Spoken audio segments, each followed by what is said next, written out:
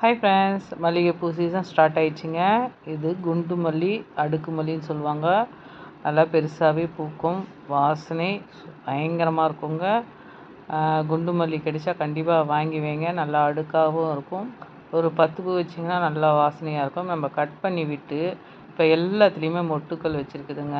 நம்ம கட் பண்ணி தாங்க விடணும். இலைகள் எதுவுமே இல்லாத அளவுக்கு கட் பண்ணி வளர்க்கும் போது தான் நம்மளுக்கு பூக்கள் நிறைய வைக்கும். ஏன்னா இலைகளுக்கே செத்து போயிடுறதுனால இலைகளை எடுத்தால் தான் நம்மளுக்கு மொட்டுக்கள் வச்சு பூக்கள் புது துளிர் எடுத்து பூக்கள் வைக்கும். அது இல்லாமல் அடி உரம் கண்டிப்பாக எதனா ஒரு உரம் கொடுக்கணுங்க.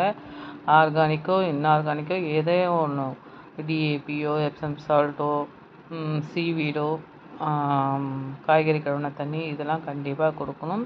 ஸ்ப்ரேவும் எப்சம் சால்ட்டு சீவீடில் எதனா ஒரு ஸ்ப்ரே கொடுங்க. மேலே கொடுக்கும்போது பூச்சி தாக்குதல் இல்லாமல் இருக்குங்க. மல்லியில் நல்லாயிருக்கும்.